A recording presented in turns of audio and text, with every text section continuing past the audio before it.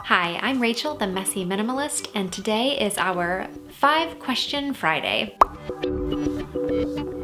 So I've probably answered these questions countless times in comment form, but I definitely can't get to everybody, and I know I've probably left some of you hanging, so here we go with my top 5 questions that I get from you. So the question that I get probably the most frequently is, do you regret any of the things that you've gotten rid of? Or what are your major regrets when it comes to what you minimize? That's a great question. Again, I've been getting this from like day one and I still get it today all the time. I think the reason that a lot of people wonder this is because they're kind of at the borderline if they're gonna start minimizing things or actively decluttering their house and not just picking stuff up and moving stuff around. I think that once you realize that once something's out of your house and gone, I mean, it's gone. We spend so much of our resources accumulating stuff, whether it's monetary resources, it costs money to get items, or time, whether it was the time spent shopping, trying something on, finding just the right end table, whatever it is that you guys shop for. We spend a lot of time accumulating this stuff. Then we get rid of it just like that. That's a scary thing for a lot of people because it's like, well, gosh, this item has been in my life for however long and now it's just gone. Am I going to regret this? And so a lot of people don't even want to start minimizing because they're scared they're going to regret it. I totally get why this is a question that comes up because people are scared to even try. To answer the question, if I ever regret things that I get rid of or if I have regretted anything, the answer is no. Truly, I have not regretted a single thing that I've gotten rid of, and I have gotten rid of a lot of stuff. Let me just explain a little bit more because, I realize it's not just black and white all the time, but I've been thinking about this question all week. At the time, there were things that I regretted. Like I would donate something and as it was even leaving my hands, I can remember regretting it. It would leave my fingers and just oh no, maybe I need that. And I even had times where I reached back into those big bins to look at something one last time. I decided last minute, no, you know what? I need that. And I kept it. And then my husband and I drove around the block and we ended up circling back and I gave it back to them. It was an instant regret that I had. I donated it and I regretted it. But then I realized it wasn't the item that I was regretting. It was the fear of regret. I don't know if that makes sense, but just to kind of dissect those real feelings that I was having, I was fearing regret itself. I wasn't regretting the item. That to me is the biggest thing that people do is they don't even start decluttering or they don't get rid of an item because they're fearing the regret. When you're scared of that feeling that's gonna come, you're not gonna make any progress. I'm definitely not immune to that fear. I also get that all the time. I fear that I'm going to regret something, so instead of getting rid of it, I end up keeping it a while longer. Those are actually the things that I truly regret. The regrets that I have are the things that sat around the house because I couldn't get rid of them, and then I look at it weeks later or months later and I'm just like, why did I keep that? I clearly don't want it or need it. I just have this thing in the back of my head that is convincing me that I'm gonna regret it if I let it go. So it ends up sitting there and it doesn't get use and it doesn't make me feel good. We should be fearing indecision. We should be fearing inaction, doing nothing with our stuff and having it sit there and clutter up our life and clutter up our minds because we were unable to confront it. Not fearing regret. Hopefully that helps. So this next question is one that I get more frequently now. I didn't always get this question, but where have you been? I've been gone quite a bit for the past 5 or 6 months, and it's because I had a baby. So if you're watching my videos kind of for the first time, you might not know this, but I had a baby 5.5 months ago, and I almost disappeared. My plan wasn't to disappear, but at the same time, I forgot just how busy it is with an infant. While I thought I was gonna be doing videos every other week, it turned into once a month-ish, and I'm trying to get back into the swing of things. So to answer the question of where have you been, I have been home with my baby, and it's been really nice, and I'll say I haven't gotten a lot of decluttering done. I haven't tackled any new spaces, but I've been just enjoying kind of that bonding time that I've had with my new daughter. So that's where I've been, but I am slowly but surely kind of coming back out and getting in front of the camera, and we're going to be tackling a lot more spaces now that she's getting a little more, independent, I guess. Another question that I get quite a bit from you all is what area has been the hardest to declutter and why? That is kind of a two-part answer, and I'll explain why. The hardest part for me has been my garage. It's probably no secret because I know a lot of you guys are like, hello, why aren't you through your garage yet? That should really be the question, is like, why is your garage so hard? My garage has been the hardest area in my home to tackle, and it's maybe the equivalent to a lot of your basements or sheds or something like that, but we don't have a basement, so our garage is a catch-all for just everything, including all the stuff that we have for our inn. So even though the garage has a lot of our stuff in it, it also has a lot of things for our inn. And that's a struggle because once we clear out a whole area of our own things, we oftentimes find it filled back up with things for our inn, such as pallets of new flooring or bed frames or,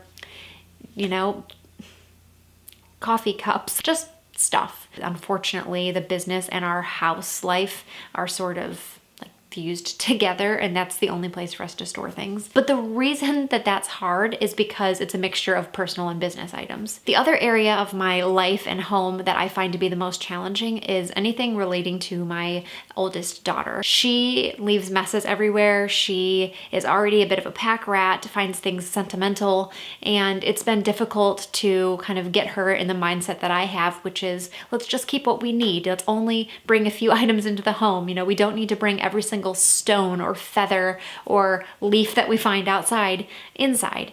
And so a big thing for me that I've been trying to overcome is I'm trying to not make those decisions for her. And I don't know if you guys have children or not, or if you have spouses who maybe accumulate things and are sentimental, but you can't declutter for someone else. It's not fair to take that decision away from them. So I've definitely struggled because I feel like I can't just make these decisions for my 4-year-old. There's definitely some things that we can sneak away and she won't notice, but there are other things that we sneak away and then months later, she's like, hey, where was that one bunny in the tutu? Oh, you noticed that was missing. We actually have a system where when we do want to declutter for her, we actually put the items in this tote, stow it away, and if she asks about that item after a certain amount of time, we will, in a sense, go find it and bring it back out for her. Anyway, that's been a struggle. There will be a video to come in the future about myself and my daughter kind of working through her things. Another question that I get all the time is, what does your husband think about all this? And this answer is quite easy because my husband makes it very easy for me. He is a natural minimalist and I'm not. We're kind of an unlikely pairing in that way, but I think that a lot of you guys have similar pairings. And just as often as I have people asking me about what my husband thinks of it, I get kind of the flip side of this, which is my husband, spouse, partner is a crazy pack rat and accumulates a lot of stuff and is very sentimental. Every time I want to throw something away, I can't because they just can't get past the idea of having less things, or they're too sentimental to let something go. And I think just like when I mentioned with my daughter, you can't minimize for someone else. You can't work through someone else's feelings with their stuff for them. You can help them, but it's ultimately up to them to decide if they want to let something go or if they're willing to live more simply, to have just less things in general. So for me, I kind of feel like I hit the jackpot in the sense that my husband has always been a minimalist. He doesn't care about things. I think his only maximalist thing is his books, and he has a lot of books.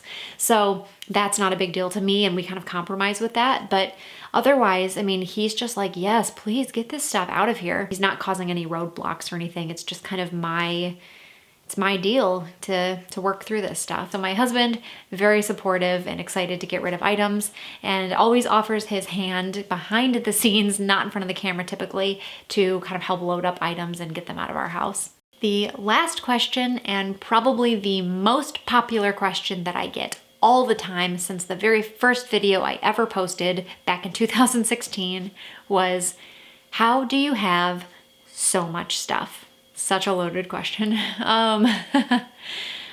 So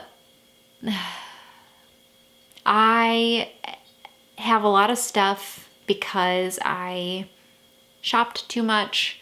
I spent too much money on possessions. I grew up in a household that had a lot of stuff. Shopping was a hobby, and not just for me as an adult, but I mean, shopping was a hobby when I was a child. And I know that there's been a few other videos where I have talked a little bit about that experience for me growing up, and it was a great experience. I mean, what child doesn't want to be shopping all the time with their parent? I was really happy about all of the stuff that I always had, but at the same time, I think I had an unrealistic expectation that when you leave the house to do anything, you come home with something new. I think it's really common when people go out with their children to pick up a little something special for them when you're out. Oh, yay, we're out and about. Here's a little present. Here's a little treat. Here's a little something extra special just for you. And while in the moment that feels like the right thing to do, and I definitely am confronted with that all the time when I'm out with our daughter, because I grew up with that mentality of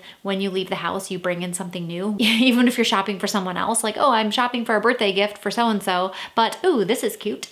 And you end up getting something for yourself. And that's a bad mentality to have, because if you go out and you leave your house every time and you bring something new in and you don't get rid of something extra, you end up with compounded stuff everywhere. That's been a really tough thing for me because it started when I was a kid. It continued through my adolescence and adulthood. And then I got to where I am now and I realized, one, I don't have any more space for stuff, but two, I don't only have my own things, I have my mother's things who passed away. And for many years, I was unable to get rid of any of her stuff. So her stuff became my stuff. It sort of mixed in together. And then I started this kind of journey towards getting rid of it because I realized I was being buried alive. I was just suffocating in stuff. So if you end up as an adult having years of accumulation, eventually you're going to have more accumulation that's not even yours. Whether it's someone who passed away or your own offspring who are now accumulating things of their own, your spaces can only hold so much. That's probably a big part of why I have so much stuff. Not to mention, I was an avid garage saler. I stopped at a lot of garage sales growing up. When I lived in town, I would walk on Saturdays just to go garage sailing. Sometimes I'd walk with a wagon and just fill it up with stuff. And I was also a trash picker. So in addition to buying cheap items at garage sales, I would go and pick through garbages. I know, not like lifting lids and pulling out like bags of trash. Definitely not that. But on big garbage days when I lived in Detroit, people would just throw stuff out onto the street. It's garbage day, just push all your stuff out. Perfectly good items. One time I brought home a kitchen island, an actual large kitchen island. It was a perfectly good kitchen island. You just never knew what you were gonna find. That was all free stuff. Imagine how many things you can bring home when it's free. And that all kind of added up to why I have so much stuff. So that is it for my 5-question Friday. And if you guys have any other questions that you've been dying to know the answers to, whether they're about me personally, about our inn here, or about decluttering and minimizing in general, whatever your questions might be, you can either put them in the comments on this video, or you can go to Twitter and follow me there at Messy Minimalist. I'll start trying to pick 5 questions for every other Friday to answer. Let me know if you guys have an interest in me doing a live Q&A. Our internet is a little bit slow here, so I'm never sure if a live session is gonna work, but that's something that might be kind of fun to do. Let me know, say something in the comments so I know if it's a yay or an A, and we'll go from there. But I think that's it for today. Those are the questions that I get most frequently. Hopefully I was able to answer them for you if you've been one of the people who's been asking. Thank you guys so much, and I will see you next time.